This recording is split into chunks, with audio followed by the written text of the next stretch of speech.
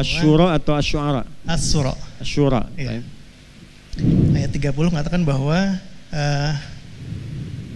dia akan manusia itu akan mendapatkan musibah tergantung pada perbuatannya. Itu nggak ada ayat begitu, itu terjemahan. Terjemahannya maksudnya. Artinya dengan seperti itu mengatakan bahwa apapun musibah yang terjadi pada seseorang itu karena perbuatannya sendiri. Padahal katakan bahwa musibah itu terbagi atas 3, bisa karena ujian, bisa karena Tahu dari mana Bapak ada 3 musibah itu? Jangan disimpulkan, pertanyaannya apa? Ya, artinya maksud saya bagaimana menghubungkan antara yang tadi, apakah dia ujian, apakah dia suatu laknat atau yang lain dengan ayat yang tadi. Bagaimana juga dengan takdir, karena kita ketahui misalnya sudah musibah itu cuma ada 2. Musibah itu asalnya semua yang kita alami, kullama asabana fahuwa musibah.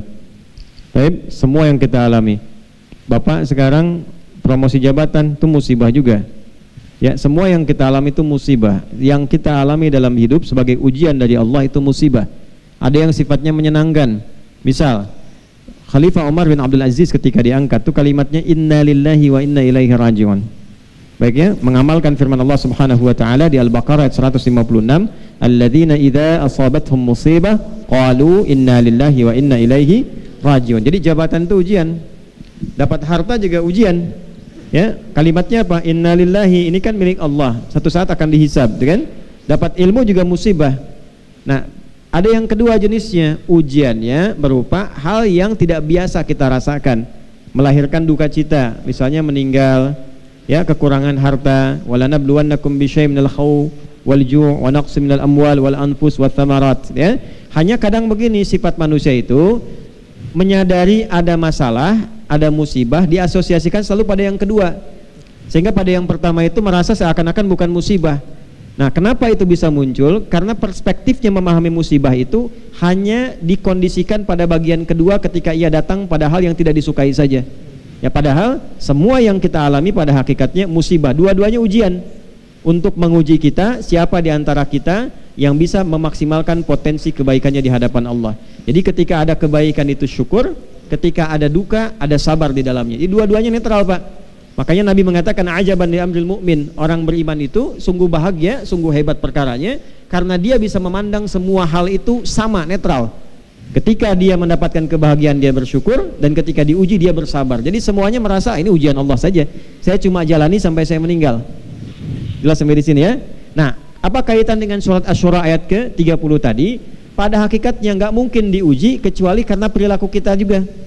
Bapak misalnya milih pekerjaannya apa sekarang? Saya dokter. Dokter, maka ujiannya di bidang kedokteran, Pak. Nggak mungkin ujian di bidang kepolisian. Nggak mungkin ujian di bidang kemiliteran. Pasti ujiannya di bidang kedokteran. Itu yang dimaksud pilihan hidup kita itu, disitulah ada letak ujiannya. Demikian juga hal-hal yang terkait dengan hal negatif. Orang yang korupsi, pasti ketika dia korupsi tertangkap, dipenjara, yaitu bagian dari musibah dia. Dimaka sabat aidikum, ya, itu sebab dari perbuatan kalian sendiri. Jadi yang dimaksud ayat itu ada 2 bagian. Satu, pilihan hidup kita akan mendatangkan ujian bagi kehidupan kita yang sesuai dengan pilihan hidup kita. La yukallifullahu nafsan illa wus'aha. Jadi kita pilih di kedokteran, Allah akan uji dengan sifat-sifat kedokteran. Saya memilih di bidang keulamaan, ya ujiannya seperti ini. Ya, Anda di bidang apapun ujiannya akan sama.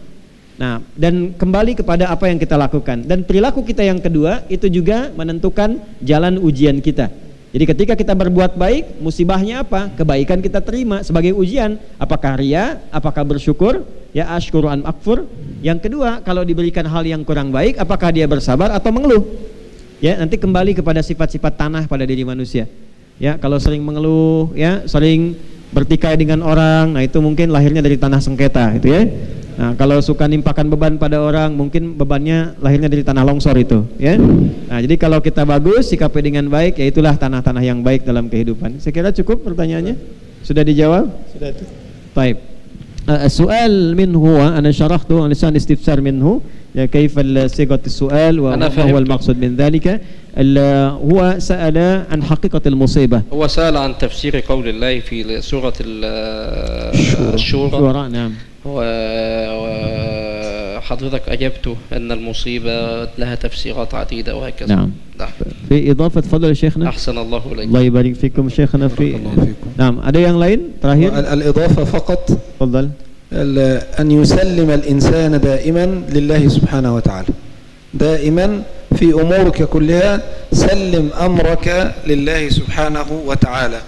يعني لأن عندنا من أركان الإيمان أن تؤمن بالله وملائكته وكتبه ورسله واليوم الآخر وأن تؤمن بالقدر خيره وشره. فأمور كثيرة الإنسان لا يكون له دخل فيها وكان ذلك في الكتاب مسطورا.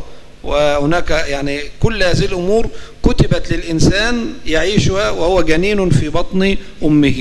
إذن الإنسان يسلم أمره لله سبحانه وتعالى ويؤمن بالقدر خيره وشره لأنه ركن من أركان الإيمان.